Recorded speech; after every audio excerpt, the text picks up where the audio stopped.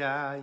Ay, ay, ay, ay, tirilalayam. Ay, ay, ay, ay, tirilalayay. Ay, ay, ay, ay, tirilalayay. Tirirayay, ay, ay, ay, ay, ay. Tirayay, ay, ay, tirilalayay. Ay, ay, ay, ay, tirilalayay. Tiram bam bam ba ba ba ba, tirilalayay. Ay, ay, ay, ay, tirilalayay, tirilayay, ay, ay, ay. Tiriray, ay, tiriram, mama, mama, mama, mama, mama, mama, tiriram, mama, mama, mama, ay, tirilalay, ay, ay, tiriram, ay, ay, ay, tiriram, ay, ay, ay, ay, ay, ay, ay, ay. Ay, ay, ay, ay, tirilalayay, tiriray, ay, ay, ay, ay, ay, ay. Ay, ay, ay, tirilalayay, tirilalayay, dalay, day, day, dalay. Tiriray, ay, ay, ay, tirilalayam, ay, ay, ay, ay, tirilalayay. Ay, ay, ay, ay, tirilalayay. Ay, ay, ay, ay, tirilalayay, tirilayay, ay, ay, ay, ay, ay, ay, ay, ay, ay, tirilalayay, tirilalayay, tirilalayay, tirilalayay, tirilalayay.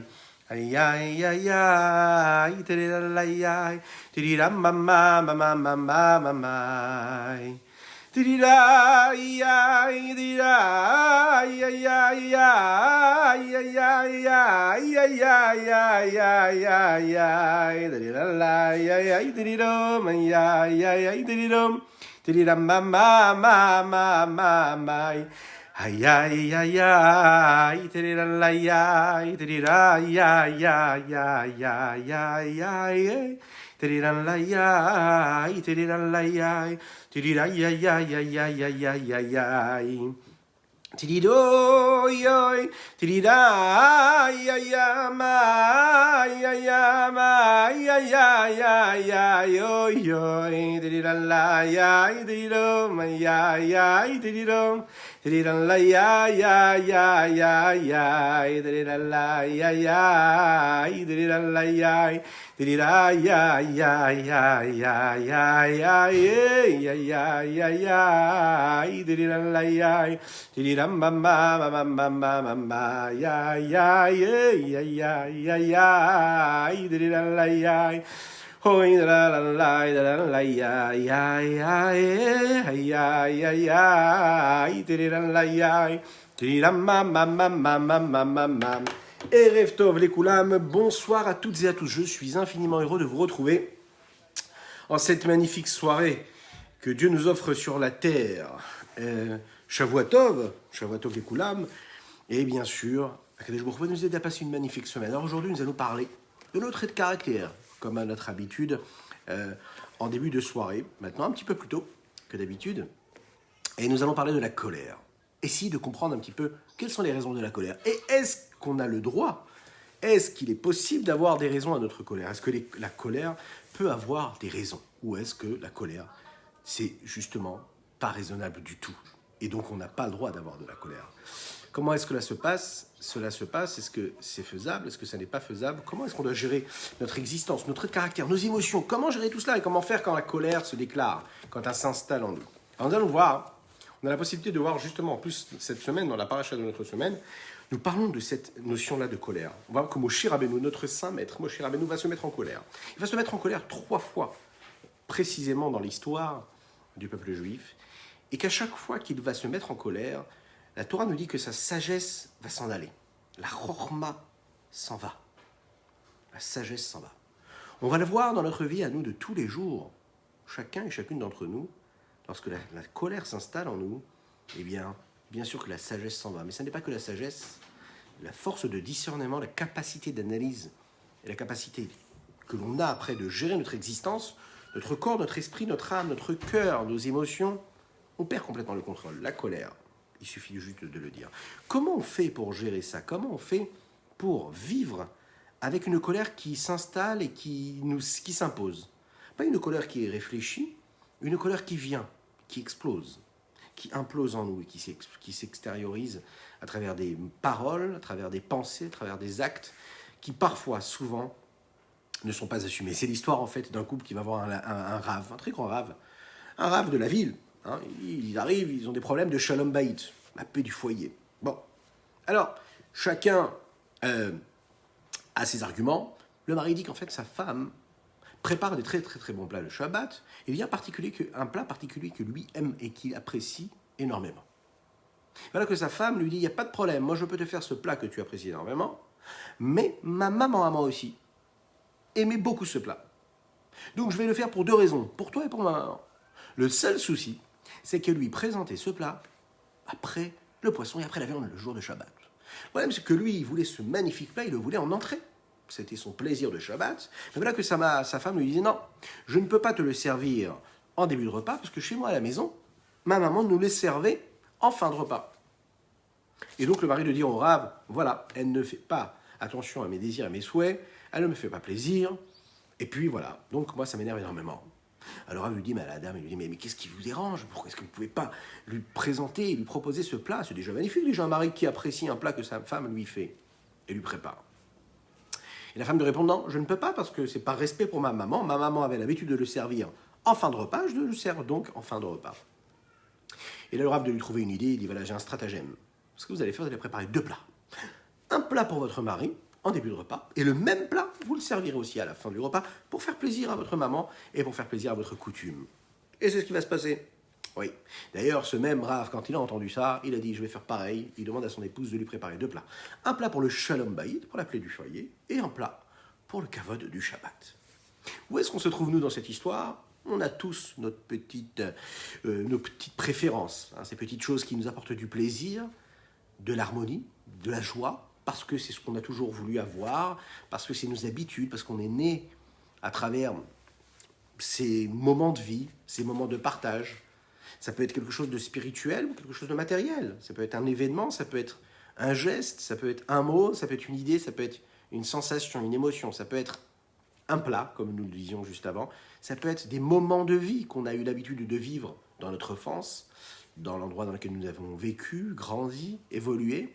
Et puis là, on se confronte à un monde quand on est dans un couple où là, bien chacun vient avec son petit monde à lui. Et puis il va falloir confronter ces deux mondes-là pour essayer de créer quelque chose de particulier, à savoir l'osmose et l'harmonie la plus totale, l'harmonie parfaite.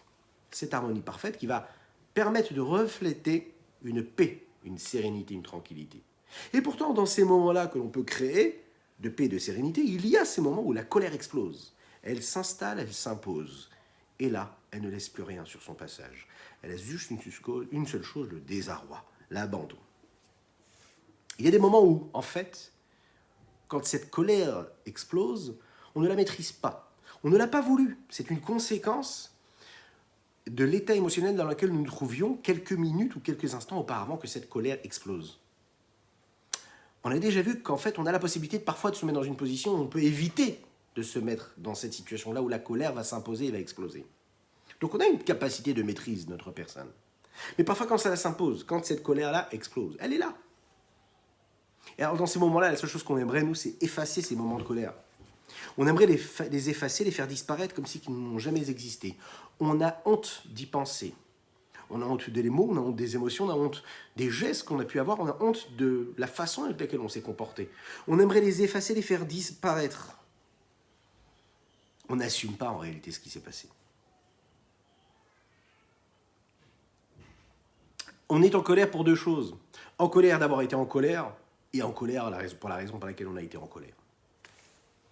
Comment nous épargner cela? Comment faire en sorte d'assumer cette colère et comment faire pour nous mettre dans une position où cette colère, lorsqu'elle interviendra dans notre vie, lorsqu'elle se placera dans notre vie, on sera en capacité de l'analyser, de faire en sorte qu'elle ne s'installera plus et qu'on aura les outils qui nous permettront de la chasser, de ne pas la laisser s'installer et entrer en nous, dans notre vie, dans notre existence.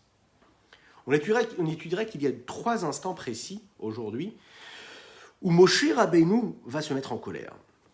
On va voir les conséquences terribles qu'il va y avoir à cette colère-là et on va dévoiler, eh oui, quand nous, On a tous, vous savez, cette petite parcelle-là de Dieu, on a tous cette petite parcelle de Moshe Rabbeinu. Comment en nous se déclare cette colère et comment nous avons la possibilité de la chasser et de vivre avec?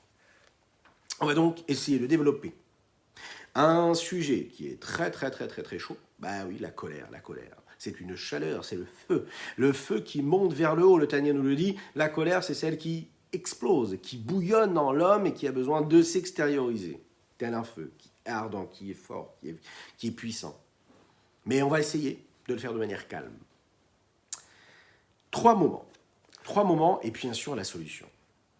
La paracha de cette semaine nous raconte que Moshe Rabbeinu va vivre sa dernière étape et sa dernière mission dans ce monde ici-bas. Dieu veut lui ordonner d'envoyer des guerriers dans la terre de Midian pour se venger la vengeance de Dieu. Et ensuite, il lui dit, ensuite tu partiras. Tout simplement, tu quitteras le peuple d'Israël, puis tu retourneras vers Hachem. Tu quitteras ce monde. Depuis l'instant où le peuple de Midian va permettre et va causer la faute du Ham Israël, le peuple de Midian va envoyer ses femmes. Ces femmes-là vont causer la perte du peuple d'Israël puisqu'ils vont les faire fauter. Ils vont les faire fauter et bien sûr, vous vous en souvenez, c'est Bilham qui va donner ce conseil-là au peuple de Midian. Quelque chose de très très grave et qui ne va pas pouvoir passer sous silence. Donc Hachem veut que Midian soit puni pour cela, afin que tous puissent voir, que tous puissent entendre la colère de Dieu. On l'a dit, Pinchas ben Elazar ben Aaron à Cohen, Pinchas va venger la fierté de Dieu, et puis il va tuer Zimri et cette femme midianite-là, et il va, à ce moment-là, en réalité, venger la colère de Dieu. Mais ça ne suffit pas.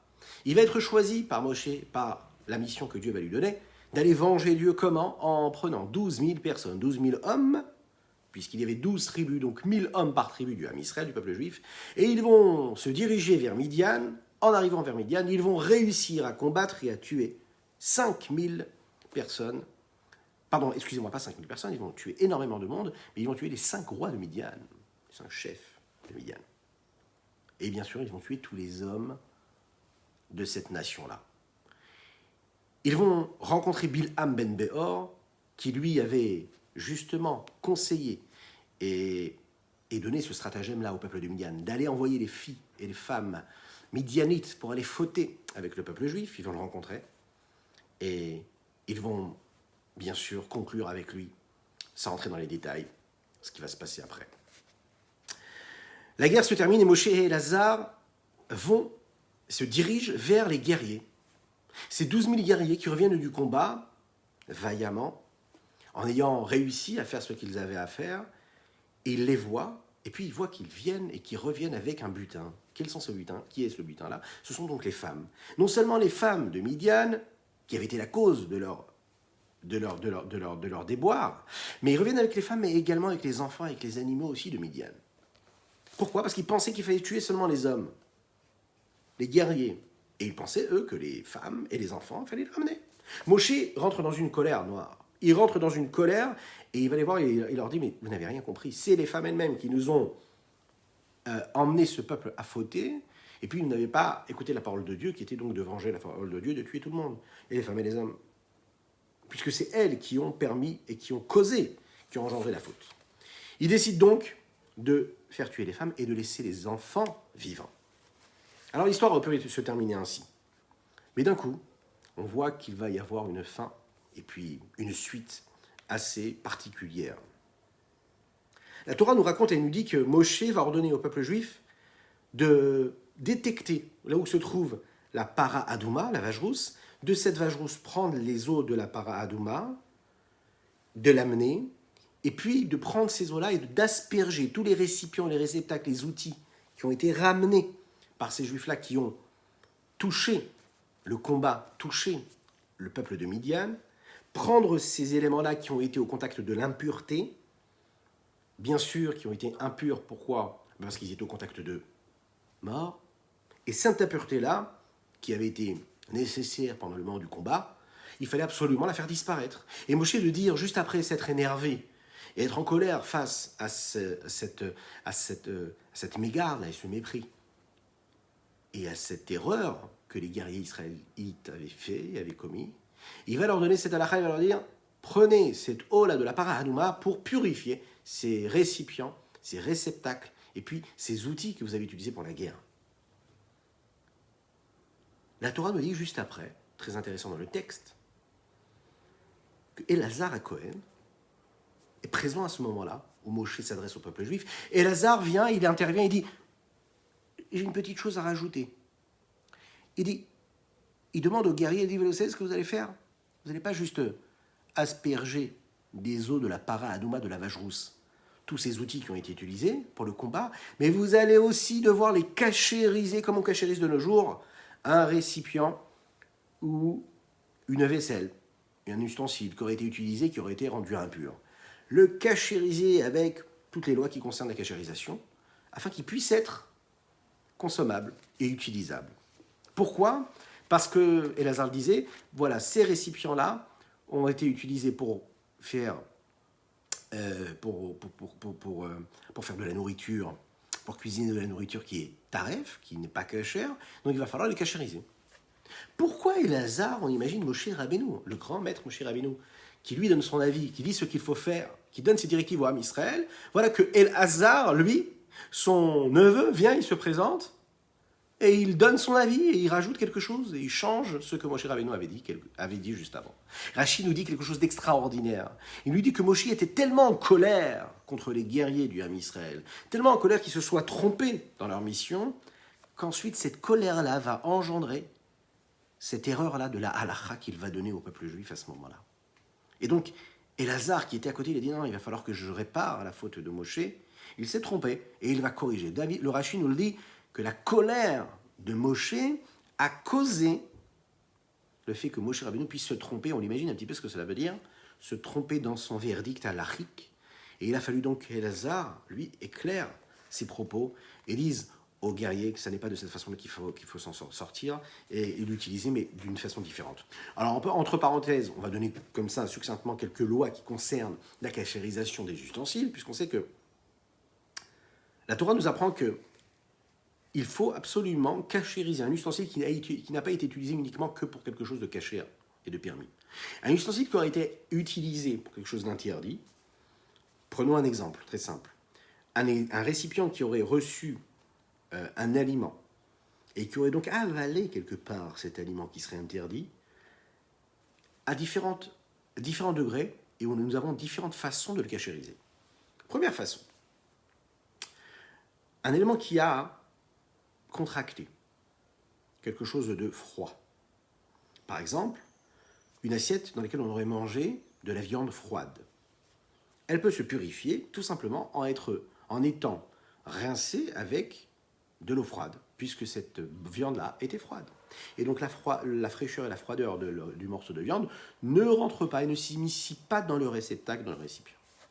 Deuxième cas qui pourrait se présenter, un récipient qui, lui, va avaler quelque part quelque chose d'interdit et qu'il aurait été au contact de quelque chose qui serait bouillonnant, qui serait en train de cuire, c'est-à-dire avec une chaleur bouillonnante, comme par exemple une casserole qui serait en train de bouillir, eh bien, la même manière, pour cachériser cet ustensile-là, on doit utiliser une chaleur aussi bouillonnante pour faire sortir ce qui est rentré dans ce réceptacle.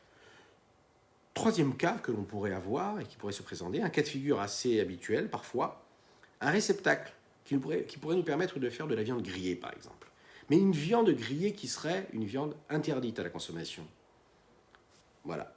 Comment est-ce qu'on peut réussir à cachériser cela? Eh bien, il faut prendre les ustensiles qui ont permis cette grillade-là et les brûler à blanc quasiment, ce qu'on appelle brûler vraiment avec la même intensité de feu qu'il y avait lorsqu'elles étaient utilisées pour brûler, pour griller un morceau. Et quand on arrive au même niveau d'intensité de chaleur, alors là, l'ustensile peut être cachérisé. On apprend ici en réalité, également les chachamim, qu'il faut absolument tremper les kelim, ce qu'on appelle les tevilat kelim. On achète une vaisselle, il faut la tremper. On la trempe pourquoi?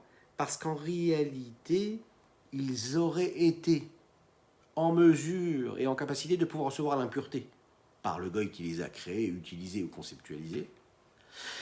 Et lorsqu'on les trempe au mikvé, de cette façon-là, on les cachérise pour être tranquille. Quoi qu'il en soit, on voit que cette petite halakha là, qui peut nous paraître insignifiante, qui est une halakha très importante dans la vie d'un juif de tous les jours, Elazar va devoir rectifier ce que dit Moshe. Vous imaginez un petit peu ce que cela veut dire, que Moshe, à cause de sa colère, il va se tromper dans la halakha. À cause de sa colère, il va perdre les notions de loi qui concernent la cachérisation d'un réceptacle, d'un récipient. Et on nous dit qu'ici, c'est ce qui va se passer également au moment où Moshe Rabbeinu est censé aller parler au rocher, vous savez. Les bénis Israël se plaignent, ils ont soif, ils veulent boire de l'eau, ils se plaignent. Moshe Rabbeinu, suite à l'ordre d'Akadosh Baruch Hu, il lui dit va parler au rocher et le rocher lui te donnera de l'eau. Et Moshe Rabbeinu, on va le voir dans l'histoire, il ne va pas écouter Dieu comme il faut et la colère va l'emporter encore une fois. Et c'est la deuxième intervention qui va faire en sorte qu'il va perdre complètement son pouvoir et qui va, justement à cause de cette colère, perdre toute capacité. Moshe s'est déjà mis en colère 2 fois. C'est ce qui l'a amené à une conséquence terrible. L'instant qui vient après la colère, on nous dit, les Chachamim nous disent que sa sagesse est partie de lui. Et donc il va se tromper, parce qu'il aura perdu sa mesure, sa capacité de mesurer consciemment, avec sagesse, de quelle façon il doit se comporter. Il a perdu le discernement, la sagesse, et la capacité de recul et la tranquillité d'esprit qui lui permettrait d'accomplir la volonté de Dieu de manière droite, claire, nette et précise. La première fois, c'est pendant l'inauguration du Mishkan. L'inauguration du Mishkan, Rosh Chodesh Nissan, le premier jour du mois de Nissan, a démarré de manière extraordinairement belle. On imagine la joie intense. La Shrina va commencer à résider dans un lieu précis, défini. La joie est tellement forte, tellement grande, que tout le monde est heureux. On va célébrer cette inauguration du Mishkan. Et là, arrive un événement tragique dans cette histoire. Les 2 enfants d'Aaron vont mourir. Ils vont mourir parce qu'ils vont apporter un feu étranger, dont ils n'avaient pas reçu l'ordre d'Akadosh Baruch Hu, ni de Moshe. Après cet événement aussi triste, Aaron et ses enfants étaient considérés comme des onénim, c'est-à-dire qu'ils étaient considérés comme des endeuillés et qu'ils n'avaient donc pas la possibilité de faire mitzvot, ce qu'ils appellent quitte de faire toutes les mitzvot. Puisqu'il en est ainsi, Aaron et ses enfants ne pouvaient pas manger le sacrifice qui était offert le jour de Rosh Chodesh, parce qu'ils étaient ce qu'on appelle onen. Moshe les voit, les regarde, il s'énerve, il rentre dans une colère, il leur dit « Mais comment ça se fait que vous ne mangez pas le korban? On vient d'inaugurer le Mishkan. Comment ça se fait que vous ne mangez pas le korban, le sacrifice du Rosh Chodesh ?» Akadosh Baruch Hu avait demandé de se comporter de manière naturelle, habituelle. Aaron va lui répondre, il lui dit « Non, tu te trompes. Dieu, quand il nous a demandé de continuer, même en étant endeuillé, de consommer et de continuer à faire tous nos corbanotes comme on avait l'habitude de les faire, même si on est en deuil, il parlait de tous les corbanotes, tous les sacrifices qu'on a l'habitude de faire tous les jours dans le Mishkan. Mais non pas un korban particulier à ce jour-là précis, qui était le korban de Rosh Chodesh. Un petit rappel à l'ordre à Moshe Rabbeinu. Mais on imagine, Moshe Rabbeinu, le grand maître Moshe Rabbeinu, se fait rappeler à l'ordre, cette fois-ci par Aaron HaKohen. La réponse de la Torah à ces propos, elle est simple, elle est en 2 mots. Vayitav benav. Vayitav benav, ça lui plut. C'était bon à ses yeux, Moshe Rabbeinu. Il accepte les mots de Aaron. Alors vous savez, Vayitav benav, c'est les 2 mots qui viennent après une colère. Est-ce qu'on est capable, nous, dans les moments de colère, que ce soit dans notre couple, que ce soit quand on est face à nos enfants, face à nos collègues de travail, lorsqu'on est face à une colère, à une personne qui marche dans la rue, et qui feint de ne pas nous voir, qui ne nous dit pas bonjour. Cela nous met en colère. Vous voyez ? Est-ce qu'on est capable de se dire « Vaïta benav » lorsque je vais entendre l'excuse, l'explication de la personne qui me met en colère, qui me fait sortir de mes gonds. Oui ? Est-ce que je suis capable de dire « Vaïta benav » comme Moshe Rabbeinu l'a dit ? Vaïta benav, ça veut dire il a été capable d'accepter. Mais on va voir que dans la suite de l'histoire, Moshe Rabbeinu va se mettre encore une fois en colère. Il va se mettre en colère là, non pas contre Aaron, mais il va se mettre en colère contre le peuple juif. Et cette colère-là, on va le voir, va l'amener à une tragédie phénoménale, à se tromper encore une fois, et ce qui va causer en réalité également une tragédie. Mais cela vient après une tragédie. Comment ? Myriam, la sœur de Moshe et Aaron, va mourir. Lorsque Myriam meurt, le Bé'er, le puits de Myriam, qui suivait le peuple juif et qui lui permettait de consommer de l'eau lorsqu'il était dans le désert, va disparaître. Il disparaît parce qu'il était là précisément par et grâce et pour le mérite de Myriam. Lorsque Myriam s'en va, eh bien, le puits s'en va lui aussi. Un puits qui les avait suivis pendant 40 ans dans le désert. Et se retrouve sans quoi boire. Hachem va ordonner à Moshe, lui dit, voilà, il va falloir que tu ailles voir un Séla, un rocher, tu vas parler au Séla. Et ce Séla, là, il va donner de l'eau. Et lorsque l'eau va se mettre à couler, elle continuera à couler de manière perpétuelle. Le peuple attend de voir ça, le souffle coupé. Ils se réunissent, ils entourent Moshe Rabbeinu, voir comment est-ce qu'il va faire, de quelle manière il va réussir à parler à ce rocher, et de quelle façon ce rocher-là va lui donner cette eau-là. Ils sont tous autour de lui, Moshe avance, il regarde les rochers, la pression monte, il les regarde autour, ils sont tous là, près de lui. Et là, Moshe cherche le rocher dont il est question. Il le cherche parmi tous les autres rochers. Là, il ne le trouve pas. Il ne le trouve pas, il perd un peu la force de discernement et de recul. La pression monte, on imagine le peuple juif autour de lui. Et là, ça monte, il perd patience. Il ne trouve pas le rocher. Et lui disent, mais tu n'arrives pas à le trouver, mais tu n'as qu'à parler à n'importe quel rocher. Présente-toi, parle à un rocher, et puis il te donnera l'eau, puisque c'est ce que Dieu t'a demandé de faire. Moshe Rabbeinu, pris de pression, s'énerve. Il se tourne vers eux et leur dit, mais est-ce que vous pensez que je suis en mesure de pouvoir faire sortir de l'eau de n'importe quel rocher ? Il y a un rocher qui est censé donner de l'eau, pas tous les rochers. Il s'énerve, il s'emporte.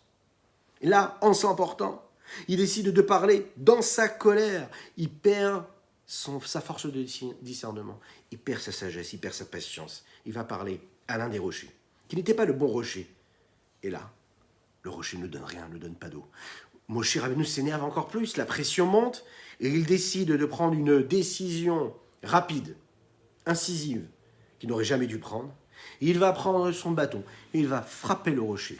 Et là, le rocher va donner de l'eau, il va faire sortir de l'eau. Hachem lui est apparu juste après, à lui et à Aaron. Il leur dit, voilà, vous avez perdu une occasion rêvée de vous sanctifier, de sanctifier Dieu.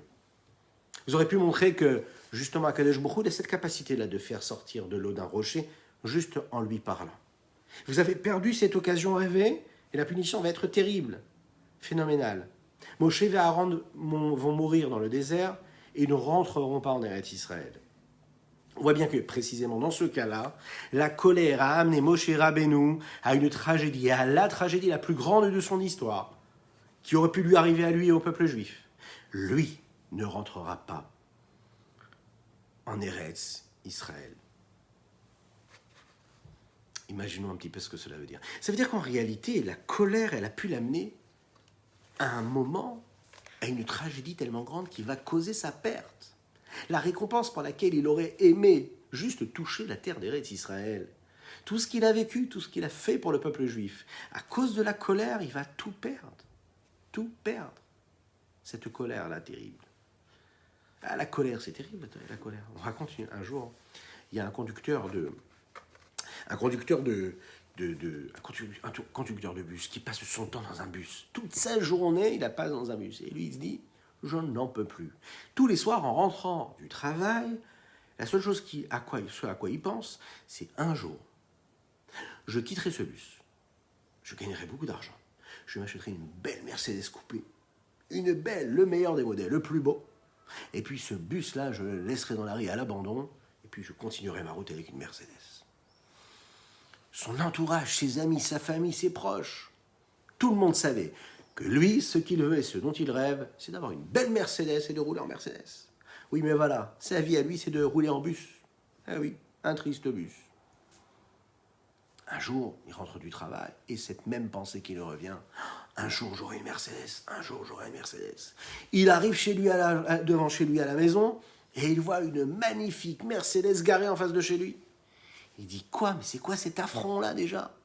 Déjà que je rêve d'avoir une Mercedes, il faut que chez moi, quand je rentre du travail, il y ait une Mercedes qui soit garée devant mon parking. De colère, il sort de son bus, il prend sa clé et il raye la Mercedes. La colère, la rage, la convoitise, la jalousie, ce que l'on veut. Il rentre chez lui à la maison, et là, avec son regard noir, il rentre chez lui, et là, il voit sa famille, ses amis sont tous là, tous présents. C'est son jour d'anniversaire. Et là, on lui tend une clé. Et on lui dit, voilà pour ton anniversaire, cadeau d'anniversaire, nous t'avons offert une Mercedes, elle se trouve juste en face de ton parking. Vous avez compris cette histoire. Cette histoire, c'est qu'un petit peu dans la vie, en réalité, on est tous on court après cette Mercedes. Alors bon, on a tous nos désirs, nos souhaits, nos passions, pas tous des Mercedes, oui. Pas tous une Ferrari, ça peut être autre chose. Mais en tout cas, on a tous ce que la vie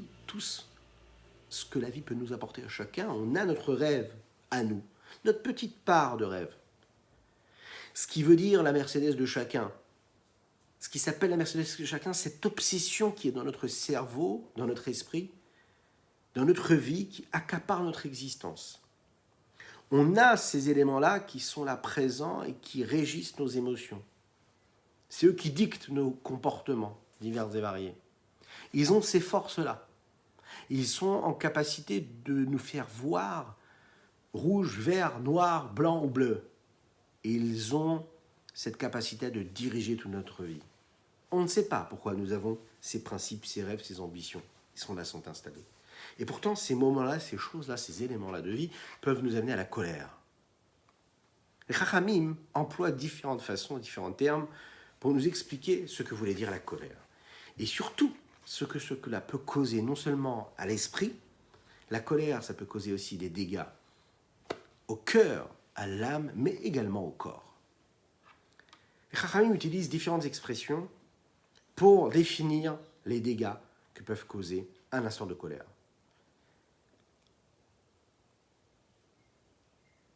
Un des modes et une des expressions que l'on peut utiliser, c'est celui qu'on a vu à travers les agissements de Moshe Rabbeinu. Moshe Rabbeinu ne s'est pas mis à frapper quelqu'un.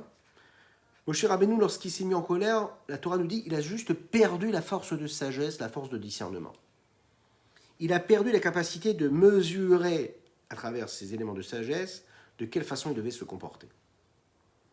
Il y a deux autres façons, deux autres expressions, moyens d'expression, qui sont définis par les Chachamim dans la Torah.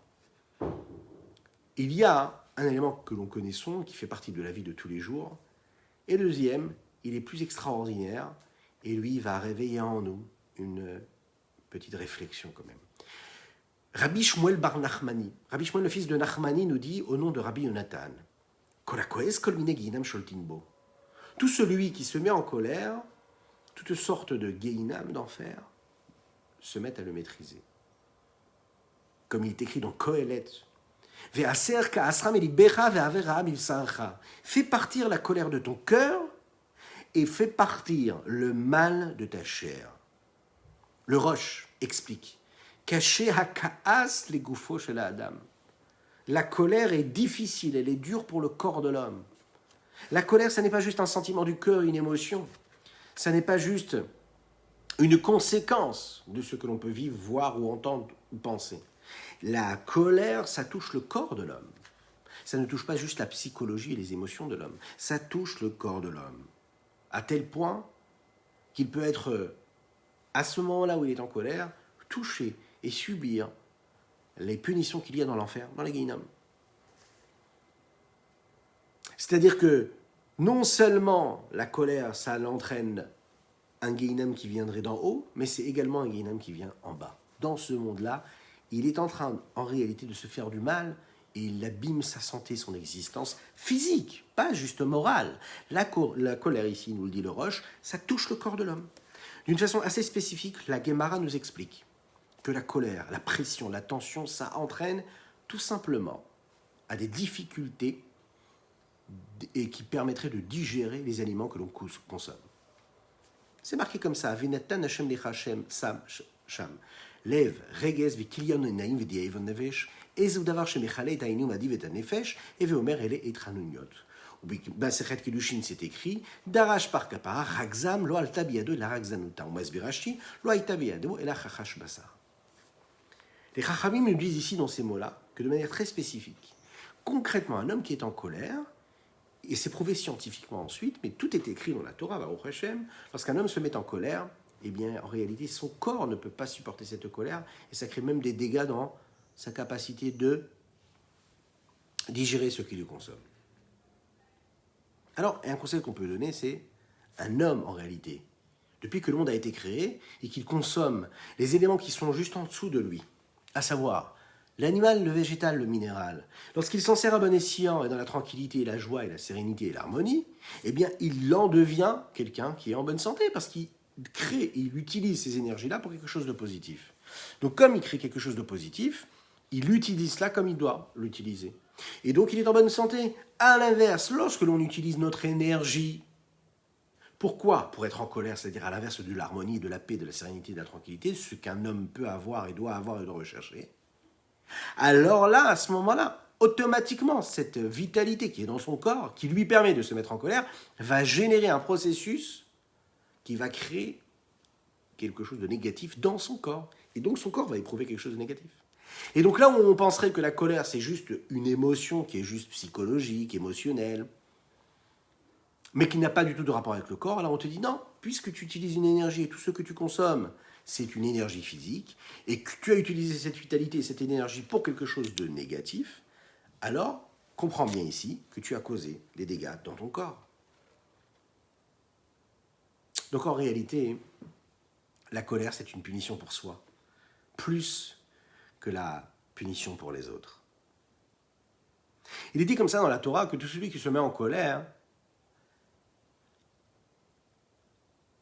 il est considéré comme quelqu'un qui sert un dieu étranger. Il n'y a pas de dieu étranger puisqu'il n'y en a qu'un. Un élément qui pourrait se prétendre dieu étranger. Servir quelqu'un d'autre que Dieu, c'est se mettre en colère. Se mettre en colère, c'est servir quelqu'un d'autre que Dieu. Se mettre en colère, c'est refuser la réalité, c'est refuser ce qui m'arrive, refuser la réaction de la personne qui est en face de moi, refuser ce qui m'arrive, refuser ce à quoi je suis confronté dans ma situation. Se mettre en colère, c'est refuser l'existence que nous avons. Se mettre en colère, c'est refuser de servir Dieu, c'est servir quelqu'un d'autre. Dès l'instant où on se met en colère, on est en train de dire « je n'accepte pas ce qui arrive ».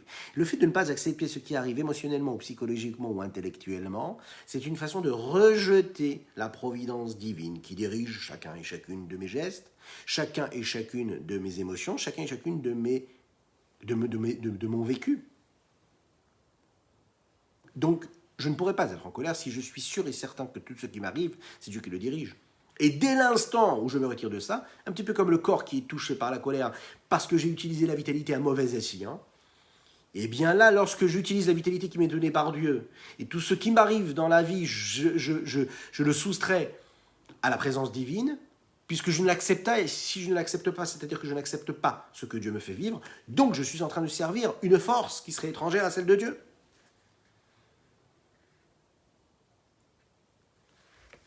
Et là, c'est différent. C'est encore pire que le fait de subir la colère physiquement. On va rappeler ce qui est dit dans la Gemara Psachim, et rappeler aussi ce que le Harizal, le Rabbi Yitzhak Luria, ce grand Mekoubal, nous dit sur la colère. Il dit comme ça, je vais lire les mots ici en hébreu, et traduire et les expliquer juste après. Rabbi Shimon ben Elazar omer המקרב בגדיו וחמתו והמשבר כליו בחמתו יהיו בעיניך כעובד עבודה זרה. Celui qui déchire ses vêtements par colère et de colère, celui qui brise de la vaisselle, des réceptacles, celui qui brise des objets avec sa colère, on doit le considérer comme une personne qui fait avodah zara. Rabbi Avin dit comme ça, il dit Mahu apasuk lo yeh becha el zar velo yishtachave le'el necha. Il y a un verset dans la Torah qui dit que tu ne dois pas avoir un Dieu étranger et tu ne dois pas te prosterner devant un Dieu étranger. La Gemara pose la question et dit, mais quel est cet homme qui devrait ne pas se prosterner devant ce Dieu étranger ? Quel est ce Dieu étranger qu'il y aurait dans le corps de l'homme ? Et on explique. Le Dieu étranger vers lequel on ne doit pas se prosterner, c'est le Yetzer Hara, le mauvais penchant. Vous savez, celui qui est là, la petite voix là, qui nous dit, vas-y, fais comme ci, fais comme ça, va à droite, va à gauche. qui nous fait perdre la bonne route. Le Harizal l'explique comme ça, et il dit, il faisait très attention à la colère, plus que toutes les autres avérotes. Il disait comme ça, chaque avéra, elle a comme influence et comme impact d'abîmer un des membres du corps.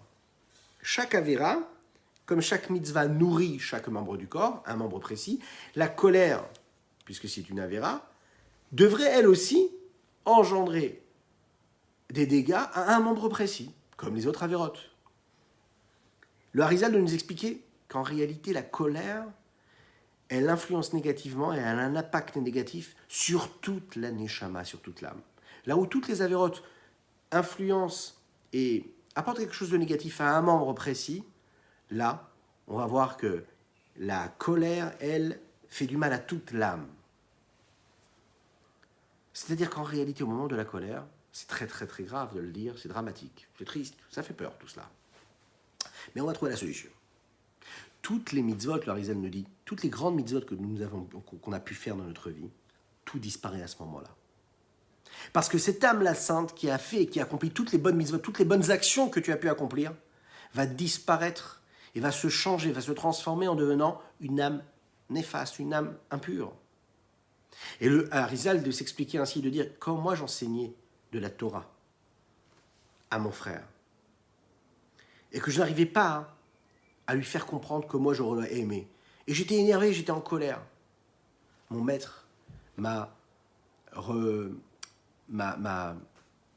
fait des remontrances sur cela.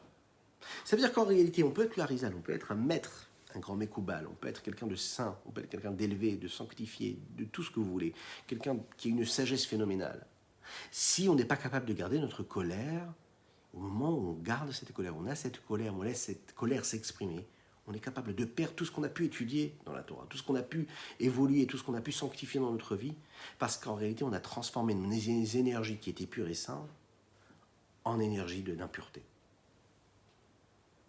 La question qui se pose ici, c'est quel rapport y a-t-il entre le fait de faire Avodah Zara et le fait d'être en colère? A priori, la ressemblance est extrême. Lorsqu'un homme, il est en colère, il est capable de tout faire. C'est-à-dire de faire des choses qu'il n'aurait jamais fait dans un temps normal, quand il a un esprit clair et qui discerne tout ce qu'il fait, tout ce à quoi il pense. Il perd la maîtrise de sa personne. Il est capable de faire quelque chose de très grave. La Gemara nous explique et nous dit, il devient étranger à lui-même. C'est-à-dire qu'un homme devient étranger à son propre corps. Lorsqu'un homme se soumet à la colère qui s'installe en lui, il est en train de se soumettre à quelqu'un d'autre que lui, c'est-à-dire à quelqu'un d'autre qui prend possession de son corps et qui va lui dicter, qui va lui dire, vas-y, fais comme ci, dis comme ci, pense comme ça. C'est quelqu'un d'autre. C'est pas moi, c'est quelqu'un d'autre.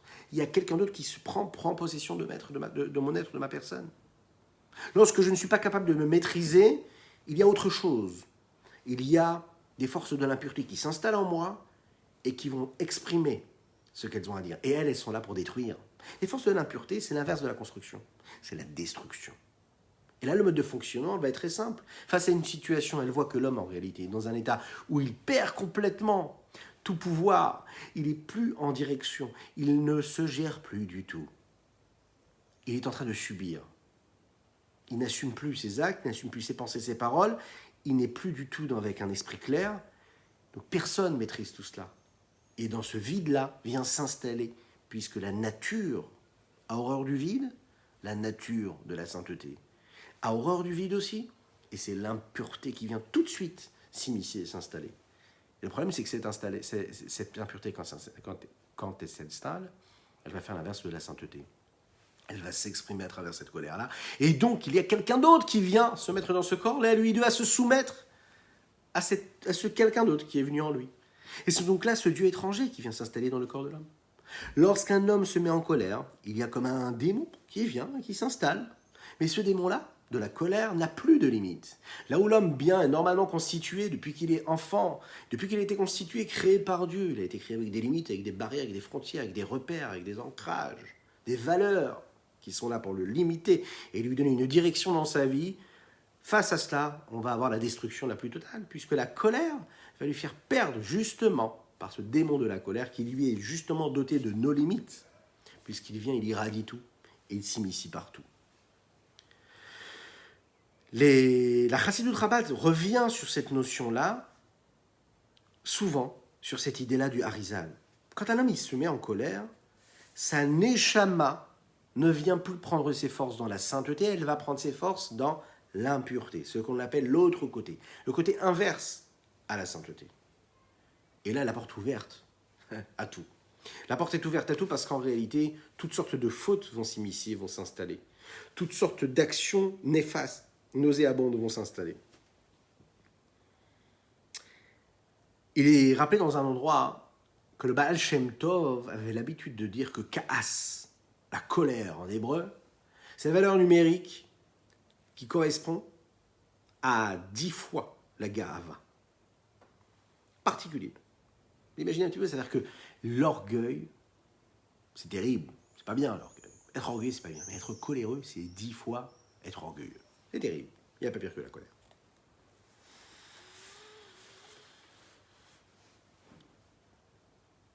Lorsque l'impureté s'installe, il n'y a plus de limite, il n'y a plus de réceptacle. Toute l'histoire de la sainteté, c'est la direction des flux, c'est la direction et l'assimilation d'une énergie à travers des réceptacles. Toute l'histoire de l'homme, c'est d'être en mesure de créer des réceptacles pour l'énergie d'Akadosh Baruch Hu, l'énergie spirituelle et la lumière divine qui vient donner de la vitalité, de l'énergie, justement à l'homme à travers ce qu'il va faire, ce qu'il va penser, ce qu'il va dire. Il sanctifie son existence parce qu'il va être en mesure de pouvoir canaliser la lumière qu'Akadosh Baruch Hu lui a donnée. Comment ? En agissant comme il faut à travers la Torah et les mitzvot, et en connaissant sa propre personne, en maîtrisant ses traits de caractère. On le dit souvent, et on a déjà abordé cette question-là, que les traits de caractère sont appelés des midot. Et les midot, c'est la mesure. Par définition, un trait de caractère est une vertu.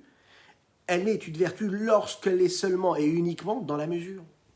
Lorsqu'elle est démesurée, ça n'est plus une mida, ça n'est plus une vertu. Et par définition, le ka'as, la colère, n'a pas de mesure. Là où la rigueur, par exemple, peut être positive ou négative, mais elle a justement par définition une rigueur, une limite, un cadre, la colère n'a pas de cadre. Elle se définit justement dans le non-cadre. La colère, elle prend toute son existence, son épanouissement, lorsqu'elle n'est pas cadrée. Souvent d'ailleurs, quand une personne est en colère, elle va s'excuser en disant « Je suis désolé, ça n'était pas moi. Je ne sais pas ce qui s'est passé, c'est pas moi. » Qu'est-ce que ça veut dire « c'est pas moi » ? C'est pas moi, c'est justement ce que le Harizal nous dit, c'est ce que la Chassidut nous dit, qu'au moment où un homme il est en colère, ça n'est pas de son moi intérieur, c'est-à-dire sa neshama, sa nefesh elokit, son âme divine qui s'exprime, mais c'est ce démon-là de l'impureté qui s'installe en lui. Ce démon-là qui est appelé en réalité, plus communément, pour faire un peu moins peur, le Yetzer Hara, le mauvais penchant qui est en l'homme, qui fait vivre le corps au moment de la colère. Echaim, echaim.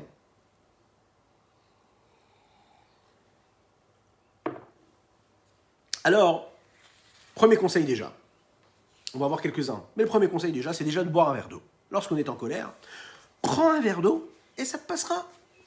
Ah, tu supportes pas la situation, tu supportes pas ce qu'on t'a dit ? Prends un verre d'eau, tu dis les chaïm, et ça va te passer.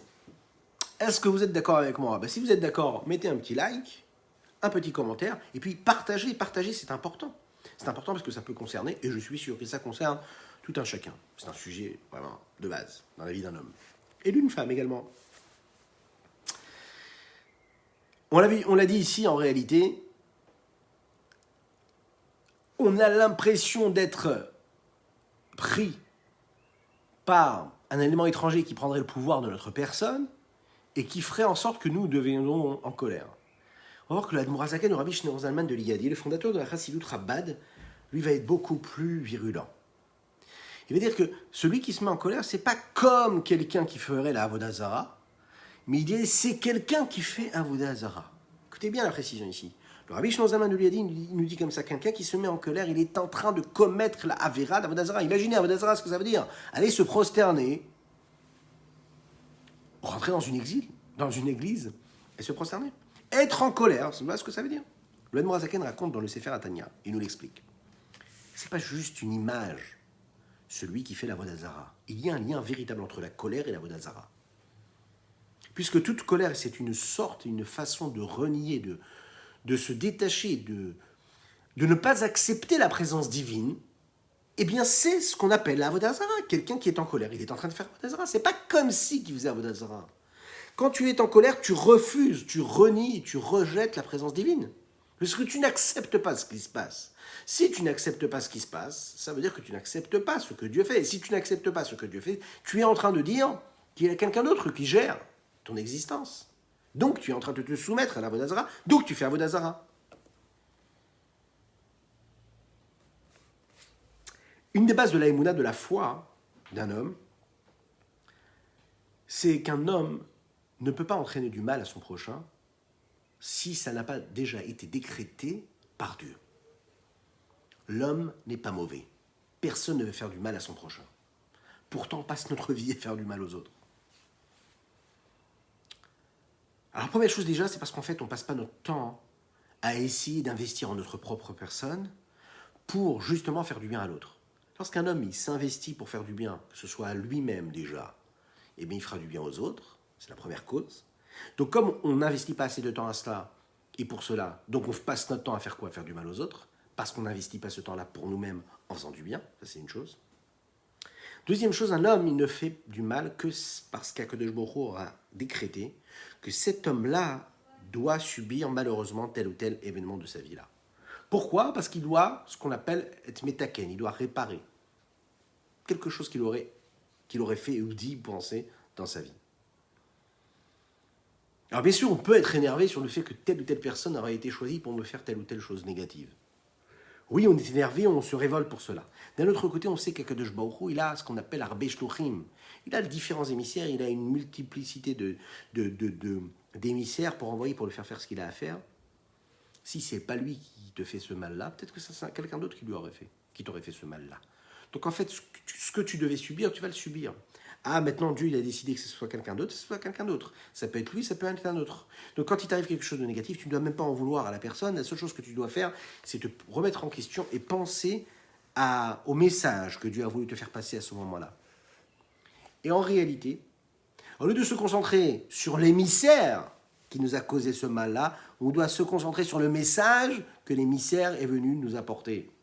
Lorsqu'il nous arrive quelque chose de négatif, que Dieu ne plaise, que Dieu fasse qu'on n'ait que des choses positives. Mais lorsqu'il y a quelque chose qui pourrait nous mettre en colère, et la seule chose qu'on a envie de faire, c'est de se mettre en colère contre la personne qui nous a fait du mal, la Torah te dit, ben non, ne te mets pas en colère contre la personne, puisque sache que cette personne-là, tout ce qu'elle a fait, elle l'a fait parce que c'est Akadosh Baruch Hu qui en a décrété ainsi.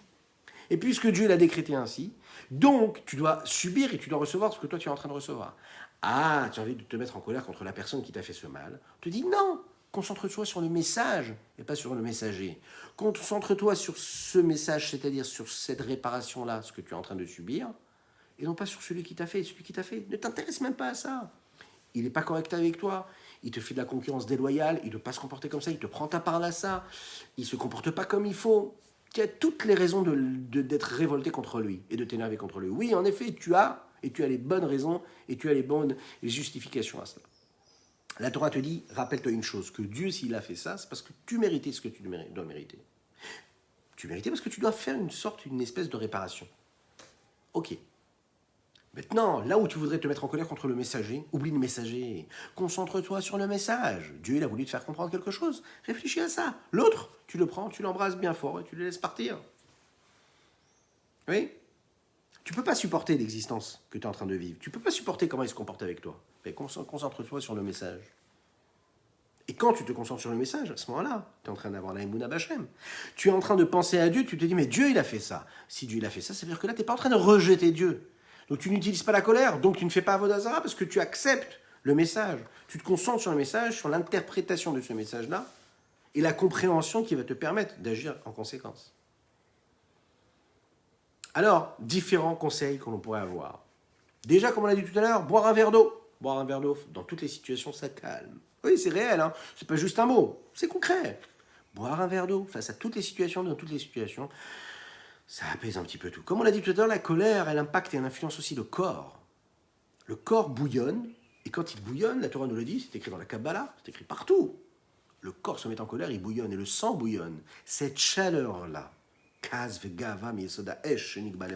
c'est un feu ardent qui brûle tout sur son passage. Et par définition, le feu, il ne fait pas des différences dans ce qu'il voit. C'est la raison pour laquelle une personne se met en colère, elle est capable de dire des mots qu'elle ne pense pas. Et en fait, elle est en colère, elle avait des mots qui étaient justifiés dans sa révolte, dans sa colère. Elle avait des choses qu'elle pouvait dire, qui étaient compréhensibles, et pourtant, elle va dire d'autres mots qu'elle n'aurait jamais voulu dire, mais qui vont faire un dégât phénoménal dans la relation qu'elle a avec la personne, que ce soit dans le couple, que ce soit avec nos amis, que ce soit dans les raisons sociales.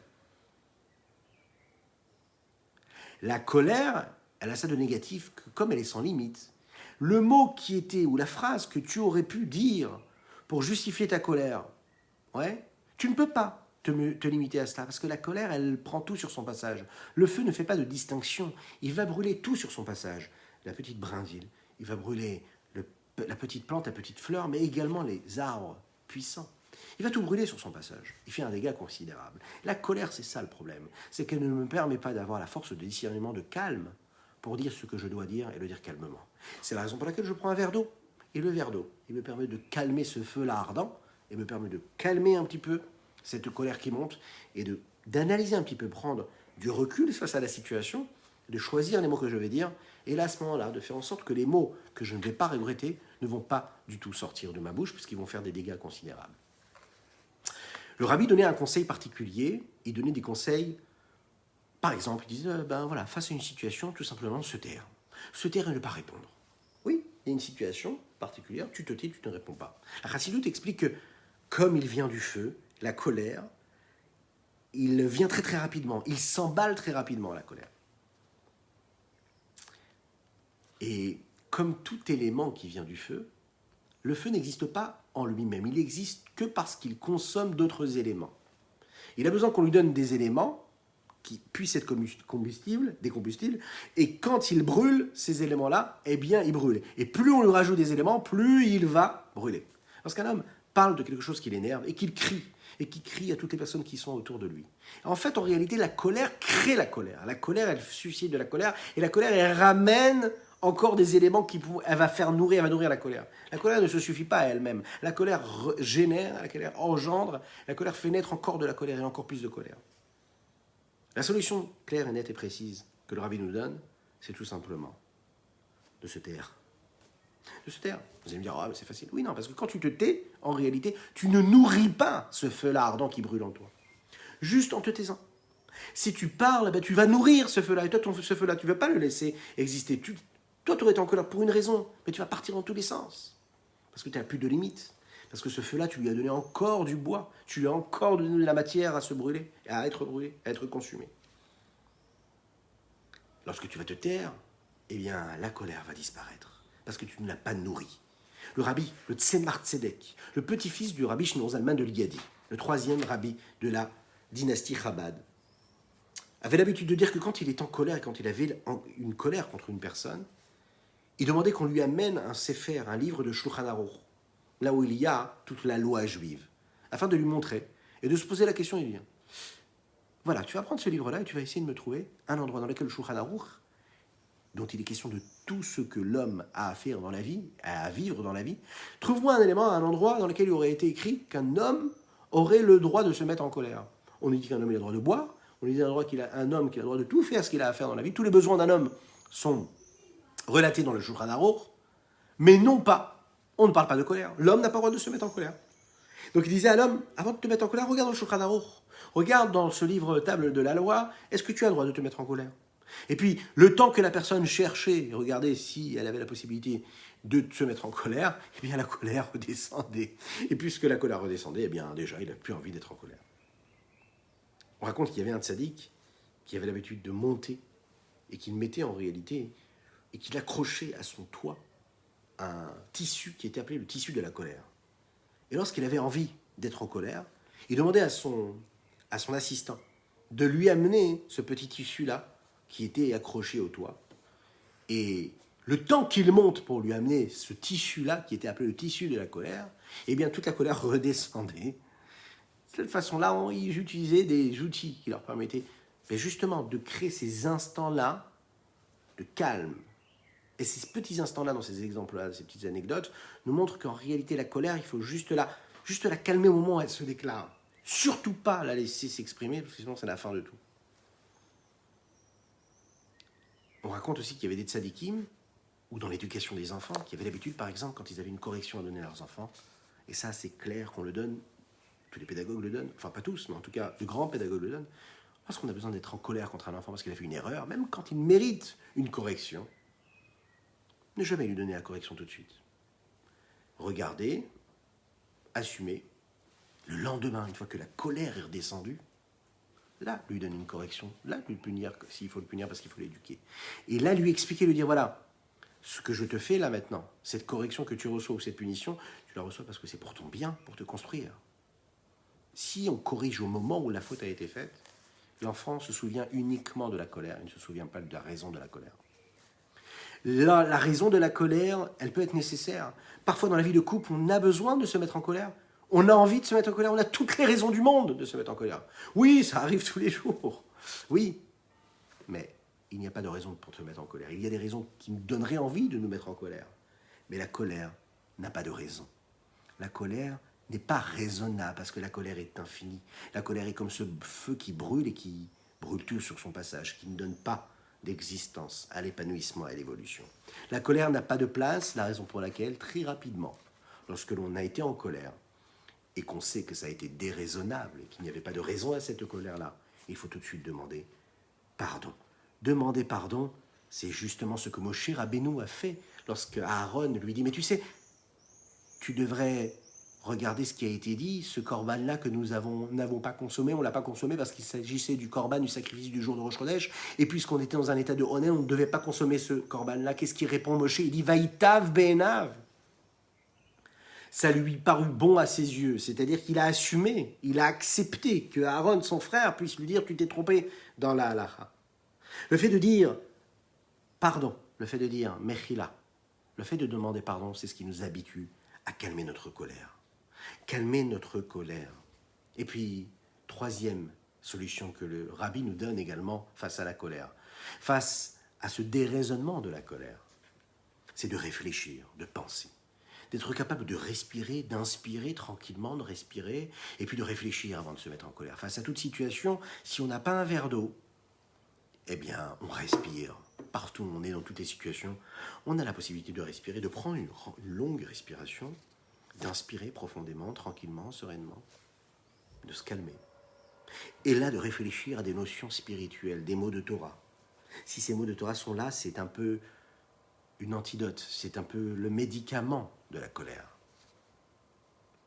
C'est quelque chose qui nous permet de faire disparaître la colère qui est là, qui est présente dans la vie d'un homme. Quelque chose qui est présente. Le rabbi de Lubavitch, dans une de ses lettres, à une personne qui lui demande des conseils face à la colère. Il lui dit, voilà, comment est-ce que je pourrais faire disparaître la vertu, le trait de caractère de colère qui s'installe en moi. Le rabbi de Rébon lui dit, c'est un petit peu comme tout, dans toutes les vertus, dans tous les traits de caractère, il faut absolument, et au départ et au commencement, ne pas exprimer la colère. Ne pas exprimer l'orgueil dans la parole, c'est déjà une façon de lui faire perdre sa consistance et son énergie, sa vitalité. Lorsque l'on ne parle pas de colère, et qu'on ne parle pas d'orgueil, eh bien on fait diminuer l'influence et l'émanation de la vertu de ce trait de caractère clairement.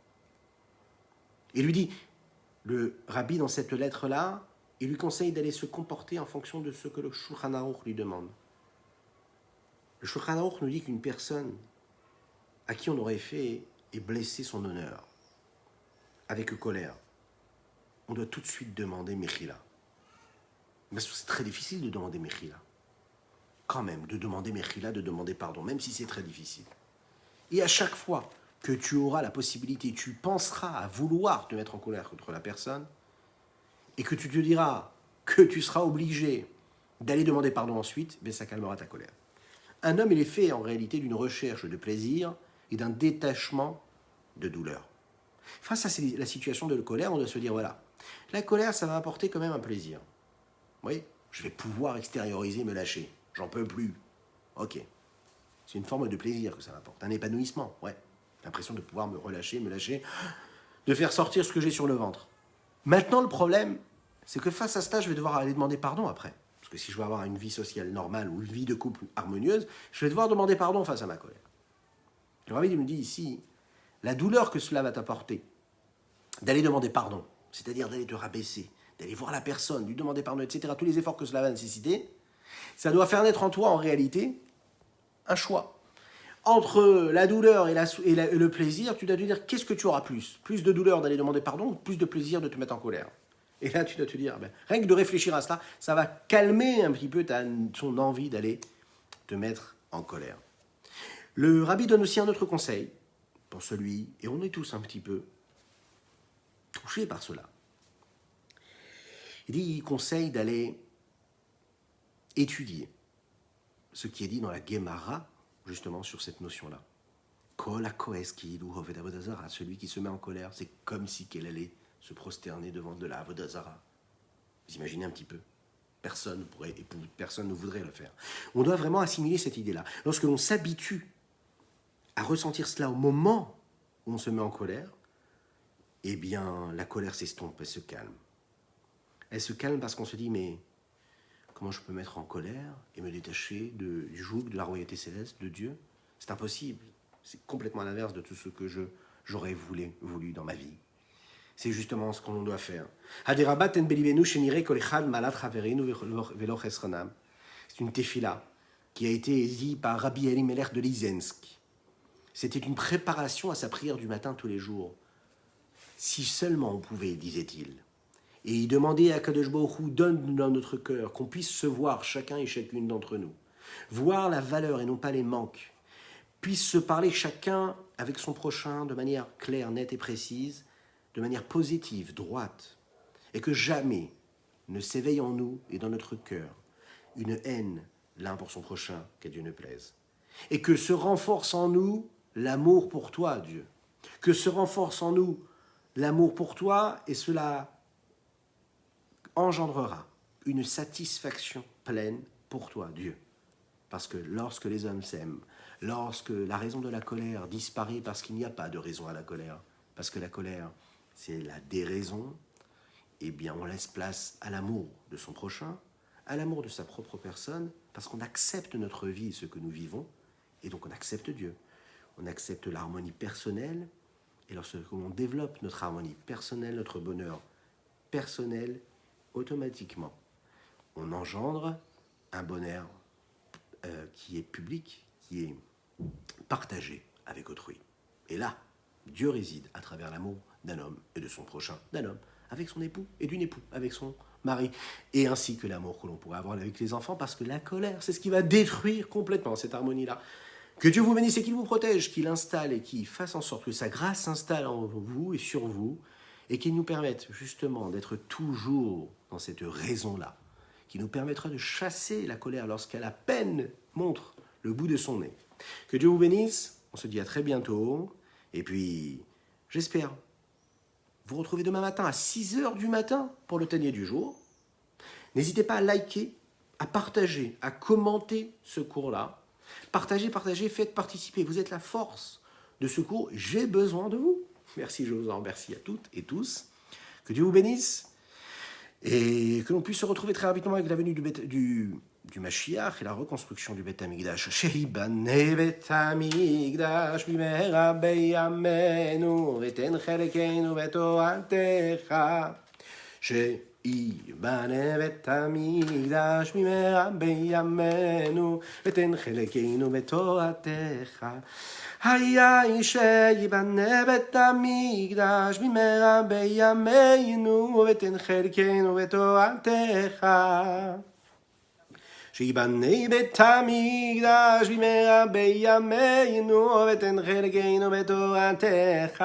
היי שיבנה בית המקדש במהרה בימינו ותן חלקנו בתורתך. שיבנה בית המקדש במהרה בימינו ותן חלקנו בתורתך. היי שיבנה בית המקדש במהרה בימינו ותן חלקנו בתורתך. שיבנה בית המקדש במהרה בימינו ותן חלקנו בתורתך. שיבנה בית המקדש במהרה בימינו ותן חלקנו בתורתך. שיבנה בית המקדש במהרה בימינו ותן חלקנו בתורתך. היי שיבנה בית המקדש במהרה בימינו ותן חלקנו בתורתך. שיבנה בית המקדש במהרה בימינו ותן חלקנו בתורתך. היי שיבנה בית המקדש במהרה בימינו ותן חלקנו בתורתך. שיבנה בית המקדש במהרה בימינו ותן חלקנו בתורתך. À très bientôt.